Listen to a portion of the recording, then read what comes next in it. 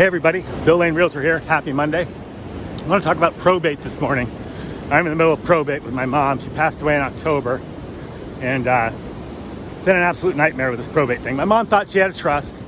My brother especially implored her and begged her to go get it squared away, and she insisted that she had it squared away, and in her defense, she probably thought she did. She did have an attorney, did have a trust. It was old, and it wasn't effective, so we had to go to probate with her. And it's been a nightmare.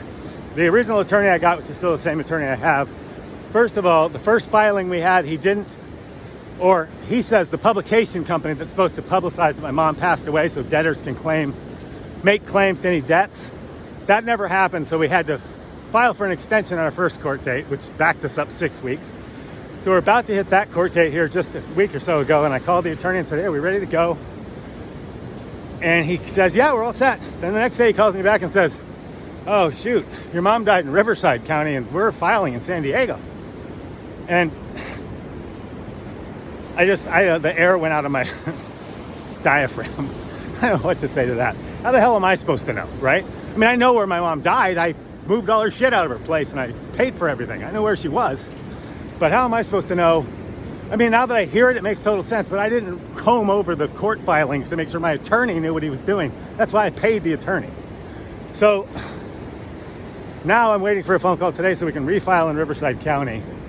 And the guy's apologetic. And look, I don't care. I'm not here to persecute anybody. I just want to get this shit done. And I guess the long story short of this whole thing is, with probate, try to, if you can, my total suggestion is get into a meeting with the attorney and your mom or whoever the senior is that's the person whose affairs you're going to be handling when they pass away. Try to have conversations with them. Try to get in the room with an attorney and them to make sure that the trust or whatever you've got situated is set up so you can avoid this probate nightmare, because it's a disaster. And again, there's not a lot of money involved. It's not like I'm waiting on a huge windfall here. There's very little money. It's just a matter of wrapping up her affairs and, getting things taken care of so your bills can get paid and everything just gets situated. And just to do that is a nightmare. And I'd like to get, if I can, some reimbursement for the burial stuff and all that stuff.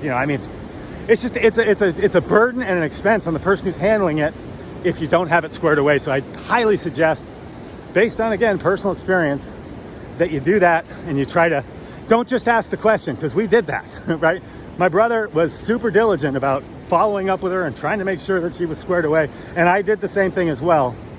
And she insisted to both of us that everything was good and everything was squared away, and we assumed it was, although I was probably a little bit more of the assumer. My brother was pretty sure it was going to be a disaster, and he was right.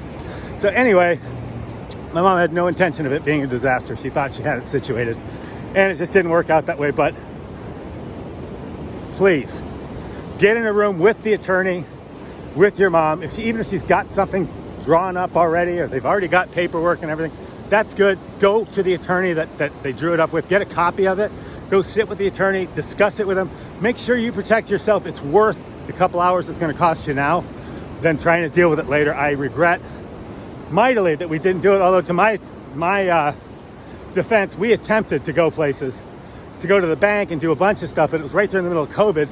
My mom's a senior citizen in a senior living place, so I couldn't even go in to see her, and she couldn't leave.